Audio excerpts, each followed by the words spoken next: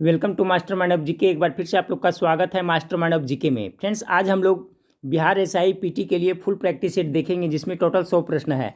ये practice set friends आपका बिहार दरोगा के पीटी एग्जाम के साथ साथ बिहार पुलिस फायरमैन के लिए भी काफ़ी इंपॉर्टेंट है। तो सभी कोई प्रैक्टिस सेट को जरूर देखें। देखिए फ्रेंड्स, मैं बार बार कहता हूँ कि देखिए जीके जीएस सभी में कॉमन होता है, इसलिए सभी प्रकार के प्रतियोगिता परीक्षा के लिए सब प्रैक्टिस सेट महत्वपूर्ण है और सभी स्टूडेंट को सभी प्रकार के प्रैक्टिस सेट को लगाना जरूर चाहिए। ठीक है फ्रेंड्स, तो चैनल पर पहली बार विजिट करें तो चैनल को सब्सक्राइब कर बेल आइकन को जरूर दबा दें ताकि महत्वपूर्ण वीडियो का नोटिफिकेशन मिलता रहे। तो चलिए फटाफट देख लेते हैं फ्रेंड्स। टोटल 100 प्रश्न है, कोशिश करेंगे कम समय में, इसलिए थोड़ा फास्ट करेंगे। आज का पहला सवाल आप लोग के सामने है, आज़ादी, फ्रीडम, फेसिज्म, फिक्शन के लेखक या लेखिका कौन है? आज़ादी, फ्रीडम, फेसिज्म, फिक्शन के लेखक लेखिका कौन है? तो पहला नंबर सवाल का करेक्ट आंसर होगा friends option number C, Arundhati राय।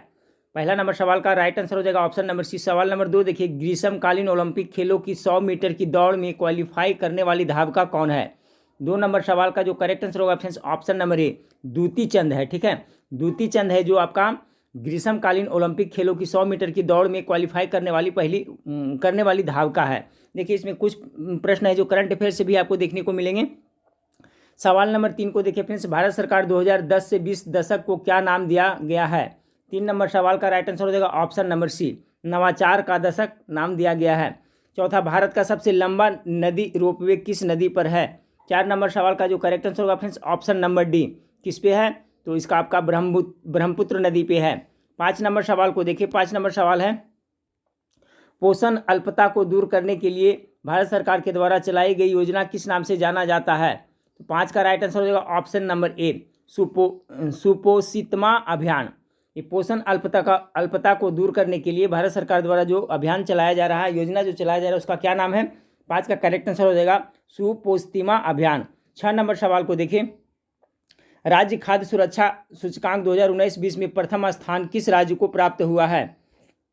तो 6 नंबर सवाल का correct answer option number B, Goa को प्राप्त हुआ है। 7 नंबर, भ्रष्टाचार बोधक सूचकांक 2019 में प्रथम स्थान पर किस राष्ट्र को प्राप्त हुआ है? भ्रष्टाचार बोध सूचकांक 2019 में प्रथम स्थान किस राष्ट्र को प्राप्त हुआ है? 7 का राइट आंसर हो जाएगा ऑप्शन नंबर डी, डेनमार्क को। 8 नंबर सवाल देखिए, 8 नंबर सवाल आपका है कि केंद्रीय बजट 2020-21 के आधार पर सरकार की आय का सबसे बड़ा स्रोत क्या है? 8 नंबर सवाल का जो करेक्ट आंसर होगा ऑप्शन नंबर डी, बी और सी, यानी कि निगम कर और जीएसटी। जीएसटी मतलब समझ रहे हैं friends, good service tax.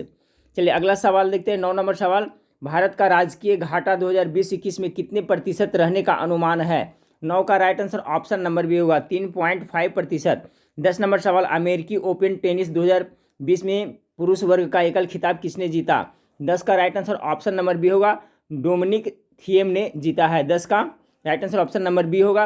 11 number सवाल को देखिए, किस क्रिकेट खिलाड़ी को हॉल ऑफ फेम 2020 में शामिल किया गया है? 11 का correct answer option number A, Jack Kallis को शामिल किया गया है। 12 नंबर सवाल को देखिए, नई शिक्षा नीति 2020 को लागू करने वाला पहला राज्य कौन है? 12 का जो आपका करेक्ट आंसर हो जाएगा friends option number D, Himachal Pradesh. ये बहुत इंपॉर्टेंट सवाल है फ्रेंड्स, जो नई शिक्षा नीति 2020 में लागू किया गया है उसको लागू करने वाला भारत का पहला राज्य कौन सा? हिमाचल प्रदेश है। 13 नंबर सवाल को देखिए, हाल ही में किस राष्ट्रीय नाट्य विद्यालय का अध्यक्ष बनाया गया है? तो हाल ही में किसे राष्ट्रीय नाट्य विद्यालय का अध्यक्ष बनाया गया है? 13 नंबर सवाल का जो करेक्ट आंसर हो जाएगा फ्रेंड्स ऑप्शन नंबर सी हो जाएगा, परेश रावल को बनाया गया है। 14 नंबर सवाल, सिंगापुर में किस भारतीय मूल के नागरिक को विपक्ष के नेता का दर्जा प्राप्त हुआ है? 14 नंबर सवाल का राइट आंसर ऑप्शन नंबर ए होगा, प्रीतम सिंह को। 14 का करेक्ट आंसर ऑप्शन नंबर ए होगा, प्रीतम सिंह। 15 नंबर सवाल को देखिए, निम्न में किस एथलेटिक्स खिलाड़ी को अर्जुन पुरस्कार प्राप्त हुआ है? 15 नंबर सवाल का right answer option number C, Dutee Chand को आपको मिला है। 16 नंबर सवाल को देखिए, 16 नंबर सवाल है, स्वामी अग्निवेश जिनका सितंबर 2020 में निधन हो गया, किस संस्था से जुड़े हुए थे? क्या नाम है उनका? स्वामी अग्निवेश, जिनका सितंबर 2020 में निधन हुआ, वो किस संस्था से जुड़े हुए थे? 16 नंबर सवाल का हो जाएगा आर्य समाज। आर्य समाज के बारे में फ्रेंड्स, आर्य समाज की स्थापना किसने किया था? तो स्वामी दयानंद सरस्वती ने किया था 1875 ईस्वी में, याद रखिएगा। 17 नंबर सवाल को देखिए, 2020 का अर्थ ओवरशूट डे कब मनाया गया? 2020 का अर्थ ओवरशूट डे कब मनाया गया? 17 का करेक्ट आंसर ऑप्शन नंबर ए होगा, 22 अगस्त को मनाया गया। 18 नंबर सवाल, एडीबी के नए अध्यक्ष किसे नियुक्त किया गया है? तो एडीबी के नए अध्यक्ष नियुक्त किए गए हैं। 18 का करेक्ट आंसर ऑप्शन नंबर ए होगा, मातसुंग अस्कावा को नियुक्त किया गया। 18 का ए। 19 नंबर सवाल को देखिए कि फॉर्च्यून की विश्व की 500 बड़ी कंपनियां में भारत की कितनी कंपनियां शामिल है? 19 का राइट आंसर हो जाएगा ऑप्शन नंबर सी। कितना? तो 7 कंपनियां शामिल है। जापान के नए प्रधानमंत्री कौन बने हैं? 20 नंबर सवाल का जो राइट आंसर होगा ऑप्शन नंबर बी हो जाएगा, योशिहिदे सुगा है जो आपका वहाँ का प्रधानमंत्री बने हैं। चलिए सवाल नंबर 21 को देखिए, 13 ताली नृत्य किस लोक देवता के सम्मान में किया जाता है? 13 ताली नृत्य। 21 नंबर सवाल का right answer option number B होगा, रामदेव जी का। 22 नंबर, चिंकारा क्या है? तो चिंकारा है जो फ्रेंड्स आपका मृग की एक प्रजाति है, याद रखिएगा। 22 नंबर सवाल का राइट आंसर ऑप्शन नंबर ए होगा। 23 नंबर सवाल को देखिए कि मातर पर्व का आयोजन भारत के किस राज्य और किस जाति के द्वारा आयोजित होता है? तो 23 नंबर सवाल का राइट आंसर हो जाएगा फ्रेंड्स आपका ऑप्शन नंबर डी हो जाएगा, ठीक है। छत्तीसगढ़ में मातर पर्व का आयोजन भारत के किस राज्य और किस जाति के द्वारा आयोजित किया जाता है? तो छत्तीसगढ़ में यह है जो आपका यह पर्व मनाया जाता है। मातर पर्व का आयोजन कहाँ होता है? तो छत्तीसगढ़ में होता है। इसमें जाति पूछ रहा है फ्रेंड्स, लेकिन इसमें ऑप्शन में आपको जाति नहीं दिया है, लेकिन जाति मैं बता देता हूँ फ्रेंड्स। देखिए जो आपका मातर पर्व है वो आपका छत्तीसगढ़ में रावत जाति के लोग मनाते हैं। कौन सा? रावत, याद रखिएगा, कौन सा? रावत जाति के लोग ये मनाते हैं। सवाल नंबर 24 को देखिए, भारतीय स्वतंत्रता संग्राम के इतिहास में भारत छोड़ो आंदोलन बहुत ही महत्वपूर्ण है। इस आंदोलन से जुड़े नेताओं की गिरफ्तारी के लिए ब्रिटिश सरकार द्वारा कौन सा ऑपरेशन शुरू किया गया था? अच्छा सवाल है फ्रेंड्स। 24 का करेक्ट आंसर हो जाएगा ऑपरेशन जीरो आवर शुरू किया गया था, ठीक है। ऑपरेशन जीरो आवर किससे संबंधित है फ्रेंड्स? तो याद रखिएगा, भारतीय स्वतंत्रता संग्राम जो 1857 में हुआ था फ्रेंड्स, तो उसमें जो भी आंदोलनकारी थे उनको गिरफ्तार करने के लिए ऑपरेशन चलाया गया था। उसका नाम क्या था? Operation zero hour. 24 का right answer option number D होगा। 25 नंबर सवाल को देखिए, भारतीय रेलवे किस राज्य में दुनिया का सबसे लंबा रेल ब्रिज का निर्माण कर रहा है? 25 का correct answer option number D हो जाएगा, ठीक है। कहाँ कर रहा है फ्रेंड्स? भारतीय रेलवे किस राज्य में दुनिया का सबसे लंबा रेल ब्रिज का निर्माण कर रहा है? तो मणिपुर इसका करेक्ट आंसर होगा 25 का। 26 नंबर सवाल को देखिए, निम्नलिखित में कौन सी घटना ने विनोबा भावे को भूदान आंदोलन को प्रारंभ करने के लिए प्रेरित किया था? ये भी अच्छा सवाल है, कौन सी घटना से प्रेरित होकर भूदान आंदोलन शुरू किए थे विनोबा भावे? 26 का करेक्ट आंसर हो जाएगा फ्रेंड्स ऑप्शन नंबर नालगोंडा घटना। नालगोंडा घटना ने विनोबा भावे को भूदान आंदोलन प्रारंभ करने के लिए प्रेरित किया था। चलिए सवाल नंबर 27 को देखते हैं। 27 नंबर सवाल है, रात्रि के प्रथम पहर में गाया जाने वाला राग को क्या कहते हैं? प्रथम पहर में, ठीक है। राग भैरवी तो सवेरे के टाइम में गाया जाता है फ्रेंड्स, लेकिन यहाँ पूछ रहा है प्रथम पहर में। तो 27 का जो राइट आंसर हो जाएगा क्या होगा? 27 का correct answer option number D, राग यमन को गाया जाता है। याद रखिएगा, राग यमन को रात्रि का पहले पहर में गाया जाता है। तो 27 का जो राइट आंसर हो जाएगा फ्रेंड्स आपका ऑप्शन नंबर डी इसका करेक्ट आंसर हो जाएगा। चलिए सवाल नंबर 28 को देखिए। 28 नंबर सवाल है, निम्न में से कौन चित्रकार रफेल का प्रसिद्ध कृति है? बहुत इंपॉर्टेंट है। रफेल किसका है फ्रेंड्स? तो 28 नंबर सवाल का जो राइट आंसर हो जाएगा ऑप्शन नंबर डी आपका पानसैगर मैडोना का है। निम्न में से कौन चित्रकार रफेल का प्रसिद्ध कृति है? तो कौन है? मैडोना, याद रखिएगा, पानसैगर मैडोना। 29 नंबर सवाल को देखिए, स्टैचू ऑफ लिबर्टी किस देश का राष्ट्रीय स्मारक है? Statue of liberty. 29 नंबर सवाल का राइट आंसर हो जाएगा option number C America. 30 number, yellow book किस देश के सरकारी दस्तावेज को कहा जाता है? इसका correct answer option number B होगा, फ्रांस, ठीक है। फ्रांस के सरकारी दस्तावेज को येलो बुक कहा जाता है। 31 नंबर सवाल को देखिए, विश्व का सबसे व्यस्तम हवाई अड्डा कौन सा है? 31 का करेक्ट आंसर ऑप्शन नंबर ए होगा फ्रेंड्स, अटलांटा एयरपोर्ट है जो विश्व के सबसे व्यस्तम हवाई अड्डा है। 32 नंबर को देखिए, रेड क्रॉस की स्थापना किसके द्वारा की गई थी? चलिए इसका जवाब फटाफट गेस करिए, कौन होगा? Henry Dunant, J.H. दुनांत, या अल्फ्रेड नोबल, या विश्व bank? Right answer option number ए होगा, रेड क्रॉस की स्थापना किसके द्वारा किया गया था फ्रेंड्स? तो 32 नंबर सवाल का राइट आंसर हो जाएगा option number Henry Dunant. Henry Dunant ने कब किया था? तो 1863 ईस्वी में रेड क्रॉस की स्थापना की थी। ये भी जरूर याद रखिएगा। ये रेड क्रॉस है, इसका मुख्यालय कहाँ पड़ता है? तो जिनेवा में पड़ता है फ्रेंड्स, याद रखिएगा।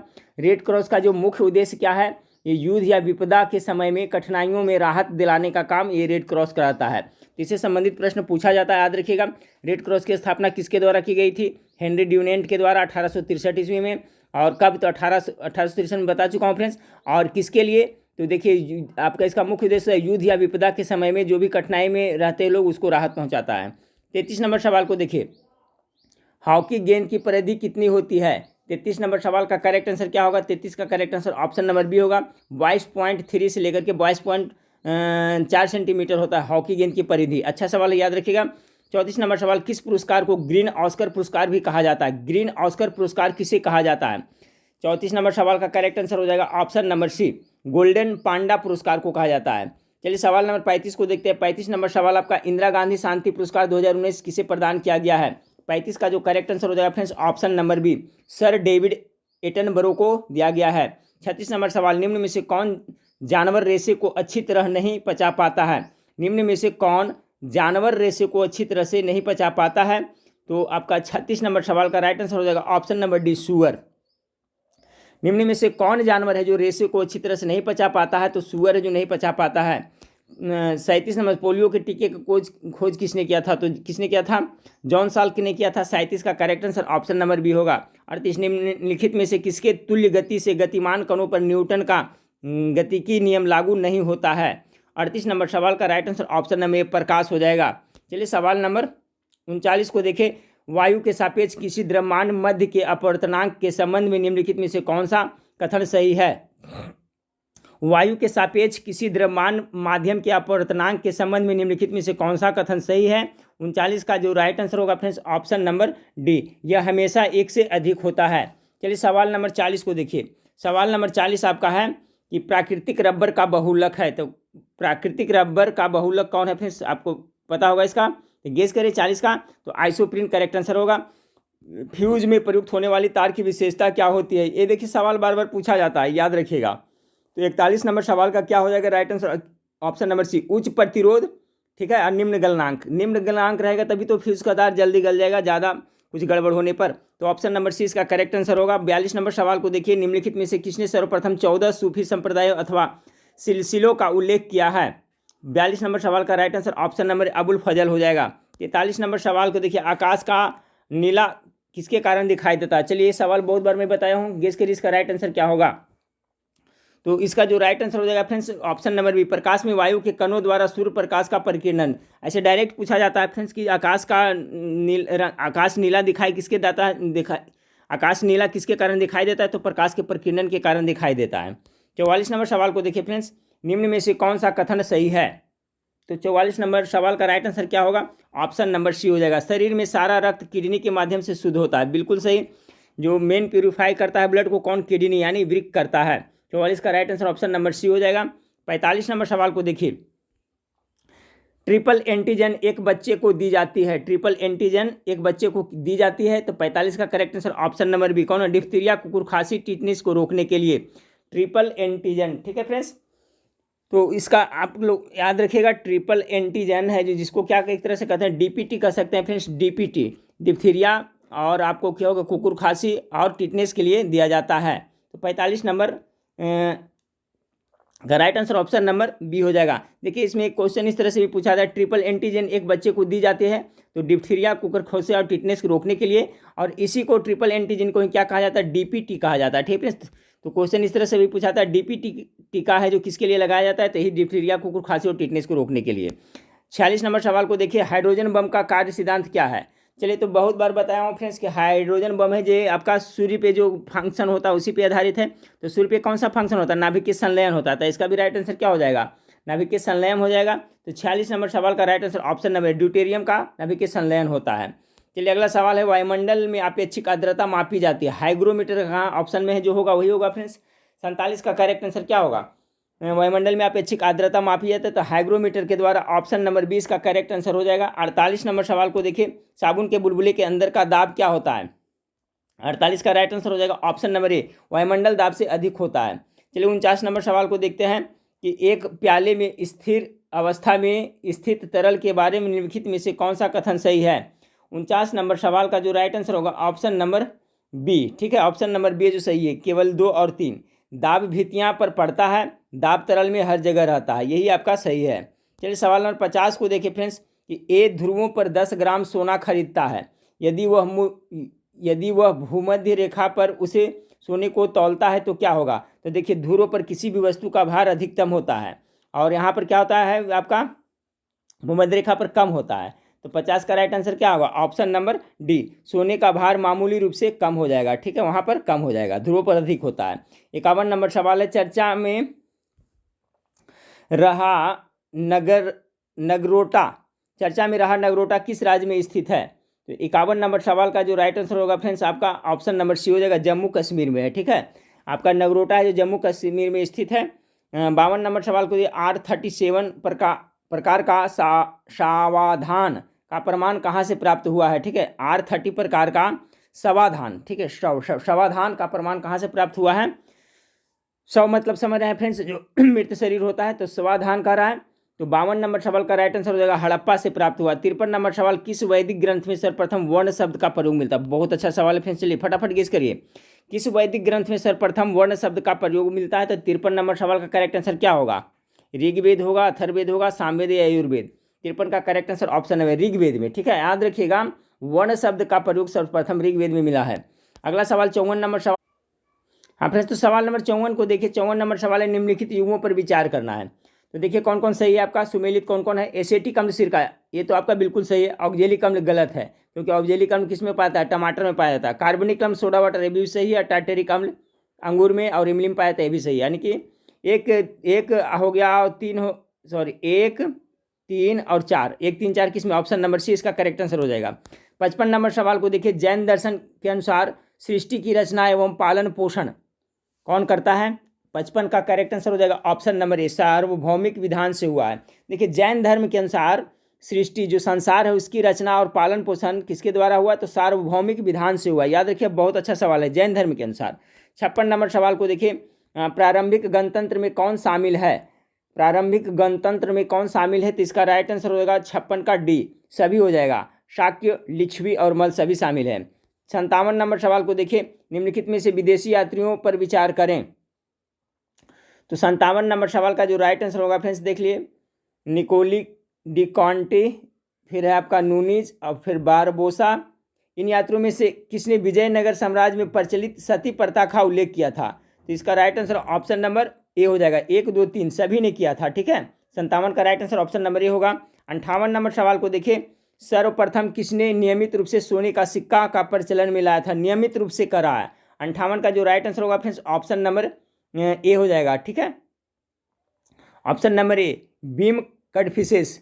ठीक है, कुषाण वंश के शासक था, तो ये नियमित रूप से सोने का सिक्का चलाया था। अगला सवाल आपका फ्रेंड्स, कौन सुमेलित नहीं है। यहाँ पर अभिलेख है, यहाँ पर शासक है। तो 59 नंबर सवाल का है ऑप्शन नंबर सी। ठीक है, भीतरी पुलकेशिन द्वितीय, ये आपका है जो गलत है। पुलकेशिन द्वितीय के अभिलेख को एहोल अभिलेख के नाम से जाना जाता है। ठीक है, यहाँ पर एहोल यहाँ पर दे दिया, आपका भीतरी दे दिया है। ठीक है, तो यहाँ पर गलत हो जाएगा। भीतरी अभिलेख गुप्त शासक स्कंद गुप्त से संबंधित है। ये भीतरी है जो किससे संबंधित है, तो स्कंद गुप्त से संबंधित है। बाकी नासिक गौतमी पुत्र से, हाथी गुफा खारवेल से, गिरनार रुद्रदमन, ये सब सही है। अगला सवाल 60 नंबर सवाल है फ्रेंड्स, इल्तुतमिश ने बिहार में अपना प्रथम सूबेदार किसे नियुक्त किया था। 60 नंबर सवाल का जो करेक्ट आंसर हो जाएगा friends option number D, Malik जानी को किया था। चलिए सवाल नंबर 61 को देखते हैं, असम में सर्वप्रथम चाय कंपनी की स्थापना कब हुई थी। 61 नंबर सवाल का जो करेक्ट आंसर होगा ऑप्शन नंबर सी, बंकिम चंद्र 61 का जो राइट आंसर होगा फ्रेंड्स, असम के में सर्वप्रथम चाय कंपनी की स्थापना कब हुई थी। तो 61 का जो right answer option number C हो जाएगा 1839 में। 19वीं शताब्दी के उत्तरार्ध में नव हिंदूवाद के सर्वश्रेष्ठ प्रतिनिधि कौन थे। 62 नंबर सवाल का correct answer option number Swami Vivekananda. 63 number सवाल को देखिए, 2011 की जनगणना के अनुसार सबसे अधिक आबादी वाला राज्य कौन सा है। 63 नंबर सवाल का जो राइट आंसर हो जाएगा option number C, option number C हो जाएगा फ्रेंड्स 2011 के अनुसार से, तो सबसे अधिक आबादी वाला राज्य उत्तर प्रदेश हो जाएगा। चलिए अगला सवाल है, भारत में पश्चिमी तट पर भारी वर्षा लेकिन दक्षिणी पठार में बहुत कम वर्षा क्यों होती है। 64 का जो राइट आंसर है ऑप्शन नंबर है, दक्षिणी पठार पवन विमुखी ढाल पर है। 65 नंबर सिंपलीपाल वायु रिजर्व कहाँ स्थित है। तो चलिए सिंपलीपाल कहाँ है फ्रेंड्स, चलिए फटाफट गेस करिए। 65 का right answer option number C Odisha में है। हमारा ब्रह्मांड कितना पुराना है? 66 नंबर सवाल का राइट आंसर होगा ऑप्शन नंबर ए, करीब 13.7 बिलियन वर्ष पुराना है। 67 नंबर आकाश गंगा का आकार कैसा है? तो कैसा है फ्रेंड्स? सर्पिला है। 67 का right answer option number C हो जाएगा। 68 किस ग्रह को बौना ग्रह भी कहा जाता है? किस ग्रह को बौना ग्रह कहा जाता है? तो 68 नंबर सवाल का राइट आंसर हो जाएगा ऑप्शन नंबर ए, प्लूटो को बौना ग्रह कहा जाता है। देखिए पहले है जो आपका ग्रहों की संख्या कितना था फ्रेंड्स? तो टोटल 9 था, लेकिन जो प्लूटो है उसको ग्रहों की सूची से निकाल कर दिया गया है, क्योंकि 2006 में प्राग में जो सम्मेलन हुआ था फ्रेंड्स, उसी सम्मेलन में प्लूटो को बौना ग्रह के अंतर्गत रखा गया है। 69 नंबर सवाल को देखिए कि निम्नलिखित में से कौन सा जीवमंडल संरक्षित क्षेत्र भारत में नहीं है? तो आपका 69 का राइट आंसर हो जाएगा option number D, great Himalayan. ठीक है, ग्रेट हिमालयन जीवमंडल संरक्षित क्षेत्र भारत में नहीं है। इसका जो राइट आंसर हो जाएगा फ्रेंड्स आपका ऑप्शन नंबर डी हो जाएगा। चलिए सवाल नंबर 70 को देखिए कि हाल ही में अंटार्कटिका में बर्फ के नीचे छिपी हुई किसकी खोज की गई है? 70 नंबर सवाल का correct answer option number C हो जाएगा, घाटी एवं झील की। 71 नंबर सवाल को देखें कि पृथ्वी की पपड़ी में सबसे पुरानी चट्टानें ज्वालामुखी के विस्फोट से बाहर आ जाती है, उसे क्या कहा जाता है? तो उसे क्या कहते हैं? 71 नंबर सवाल का राइट आंसर उसे आग्नेय चट्टान कहते हैं। ठीक है, चलिए 72 नंबर सवाल, गंगा सिंधु मैदान में कौन सी मिट्टी सबसे अधिक पाई जाती है? 72 का जो राइट आंसर हो जाएगा ऑप्शन नंबर बी, जलोढ़ मिट्टी। जलोढ़ मिट्टी को दोमट मिट्टी भी कहा जाता है। मॉन्ट्रियल प्रोटोकॉल संबंधित किससे है? देखिए बार बार आता है, फिर से याद रखिएगा। तो ये मॉन्ट्रियल प्रोटोकॉल है जो आपका ओजोन अपक्षय से संबंधित। ऑप्शन नंबर ए 73 का राइट आंसर होगा। 74 किस प्रकार की मिट्टी में कार्बनिक पदार्थ की अधिकता होती है? 74 नंबर सवाल का राइट आंसर क्या होगा? कार्बनिक पदार्थ है ना, जलोढ़ मिट्टी। ऑप्शन नंबर 20 का राइट आंसर हो जाएगा। 75 नंबर सवाल है, निम्न में से कौन सा घास स्थल नहीं है? 75 का जो राइट आंसर हो जाएगा ऑप्शन नंबर सेलवास है जो घास स्थल नहीं है, जबकि वेल्ड, स्टेपीज और डाउन्स है जो क्या है? घास का स्थल है। तो आपका 75 नंबर सवाल का इसका राइट आंसर हो जाएगा फ्रेंड्स ऑप्शन नंबर बी।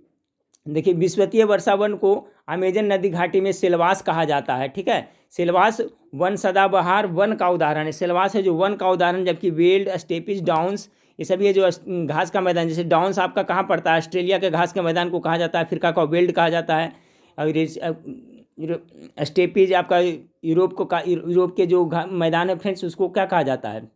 इस तरह से स्टेपीज यूरोप ने यूरेशिया कह सकते हैं। ठीक है, इसका सभी का क्लियर रखें फ्रेंड्स। जैसे डाउन्स हो गया था ऑस्ट्रेलिया के घास के मैदान को कहते हैं, यूरेशिया के घास के मैदान को स्टेपीज कहा जाता है, और वेल्ड हो गया जो अफ्रीका के घास के मैदान को कहा जाता है।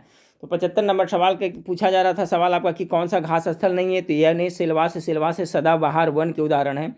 76 नंबर सवाल को देखिए। 76 नंबर सवाल आपका, निम्न में से किस बायोम को विश्व के ब्रेड बास्केट कहा जाता है? किस बायोम को विश्व की ब्रेड बास्केट कहा जाता है? 76 नंबर सवाल का correct answer option number C हो जाएगा, मध्य अक्षांश घास स्थल को। 77 नंबर सवाल, संविधान में गांधीवादी दर्शन किस भाग में शामिल है? 77 का right answer option number D, भाग 4 में। 78 नंबर सवाल को देखिए, प्रथम लोकसभा अध्यक्ष जिस पर अविश्वास प्रस्ताव लगाया गया था? 78 का राइट आंसर ऑप्शन नंबर है जीबी मावलंकर पर। 79 नंबर सवाल, कौन सुमेलित नहीं है? 79 का right answer option number share बाजार समवर्ती सूची, ये आपका जो है नहीं है, सुमेलित है, क्योंकि शेयर बाजार है जो संघ सूची का विषय है, समवर्ती सूची का विषय नहीं है। बाकी वन है जो समवर्ती सूची, डाक संघ सूची, लोक स्वास्थ्य राज्य सूची, ये सब सुमेलित है। तो ये तीनों याद रखें, और साथ साथ याद रखिएगा शेयर बाजार जो आपका संघ सूची से संबंधित है, तो इसलिए सुमेलित नहीं। ऑप्शन नंबर 20 का करेक्ट आंसर है। 80 नंबर सवाल को देखिए, पिछड़ा वर्ग आयोग को किस संशोधन के द्वारा संवैधानिक दर्जा दिया गया? 80 नंबर सवाल का right answer option number B होगा, 102 के तहत। किस देश में पहले 81 नंबर, किस देश में पहली बार 2015 में महिला को मत देने का अधिकार प्राप्त हुआ था? 81 का जो राइट आंसर हो जाएगा ऑप्शन नंबर ए हो जाएगा, सऊदी अरब में। कहाँ? तो सऊदी अरब में। चलिए सवाल नंबर 82 को देखिए। 82 नंबर सवाल आपका है, भारत गुटनिरपेक्ष की नीति, एक बार फिर से देखिए काफ़ी इंपॉर्टेंट है। किस देश में पहली बार 2015 में महिला को मत देने का अधिकार प्राप्त हुआ था? तो 81 का राइट आंसर ऑप्शन है सऊदी अरब में। और 82 नंबर सवाल आपका है, भारत गुटनिरपेक्ष की नीति को अपनाता है, जिसका तात्पर्य है क्या है इसका? 82 नंबर सवाल का right answer option number C होगा, शक्ति गुटों के प्रति तटस्थता। 83 नंबर सवाल को देखिए कि किस वाद द्वारा संविधान की मूल भावना का उल्लेख न्यायालय के द्वारा किया गया है? 83 नंबर सवाल का राइट आंसर होगा ऑप्शन नंबर सी, केशवानंद वाद के द्वारा।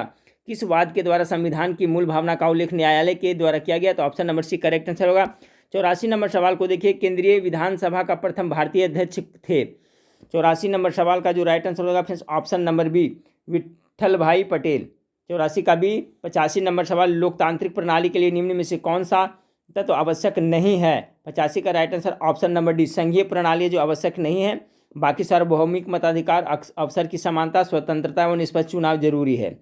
चलिए 86 नंबर सवाल को देखिए, राज्य लोक सेवा आयोग का अध्यक्ष कौन, राज्य लोक सेवा आयोग के अध्यक्ष को कौन पद से हटा सकता है? 86 का राइट आंसर हो जाएगा ऑप्शन नंबर ए, आपका राष्ट्रपति हटा सकता है।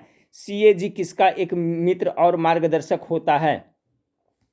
तो चलिए सीएजी किसका होगा फ्रेंड्स? 87 का right answer option number C, लोक सेवा समिति का होता है। 88 नंबर सवाल को देखिए, 88 नंबर, निम्नलिखित में से कौन सा अंतर्राष्ट्रीय संगठन जलवायु परिवर्तन और भूमि रिपोर्ट प्रकाशित करता है? बहुत अच्छा सवाल है फ्रेंड्स 88 का।